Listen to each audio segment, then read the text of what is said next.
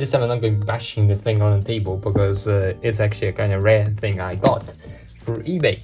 As you can lovely see, eBay. What did I get? You may ask me. What if I told you I got myself a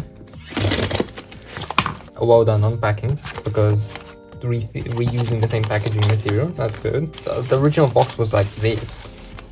It was like this big box, but they repackaged to be small. This, you can say, oh, that looks like a certain other device. This, and the 10 Plus. There's nothing weird about it yet. There's a dummy. I think so. Better off to an actual unit. Let's see how the dummy aligns with the actual phone. There's a reason why I'm saying an actual phone and not something else, because the thing I got on eBay, you probably from the start already know, it's a prototype PVT stage now. How I know it's an PVT stage prototype and not an EVT stage is the fact that I have here some EVT stages. As you can see, it's very weirdly and saying, hey, don't leak out the crap out of it. And you can see the screen's supposed to be curved even though it's flat on a prototype. You can see on this is curved even though the weird etching on the glass, that the actual unit does not have etching. Okay, so let's see from the back. Huh, already a difference. Yeah, the dummy is more real to the production unit than a PVT stage. They were trying something with a different color sensor on the camera. Okay, interesting. The etching on the bottom is a bit less noticeable, but you can still see right there. Both the backs are original. I think so even the color is a bit off. Yeah, the color is a bit different shade of gray, or different shade of the aura color. And you can see on the prototype there's a weird etching again. 27M, for example, it repeats on the screen, 27M. And let's see if this even works in general. I have a gut feeling the screen's crapped, like broken in some shape or form. Oh, the screen is broken. No. Oh, it already blew up. This already blew up a long time ago. I can pull out the magic tool. There's a line on the screen now. Oh, dead touch. Even though my one, even though it has like a bit of damage on the corner, it's fine. Fine, whatever. Let's see. What do you have? Right, touch is dead, so let's see what weirdness you have. Okay, so no cool software. What about Wi-Fi? If I turn on the Wi-Fi, what do you see? That's usually not enabled by default. Yeah, because I have it because I have developer options all turned on my phone. That's why you can see the guff. But this usually is not enabled by default. And I guess this one was wiped, so this was enabled by developer options already been enabled by default. Okay, interesting. USB debugging also enable from the beginning. Software information. I actually want to compare to an actual production unit.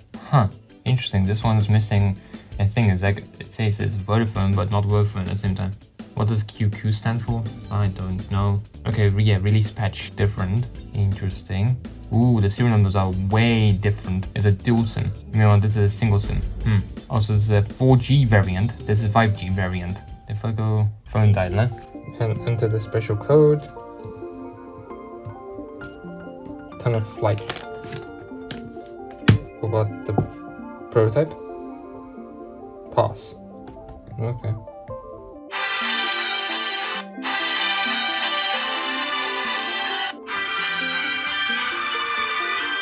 Meanwhile.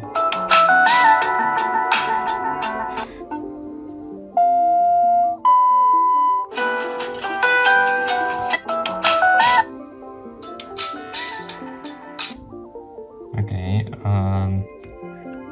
green. Is there any burning of like prototype software on this? No. The screen is physically not burnt in.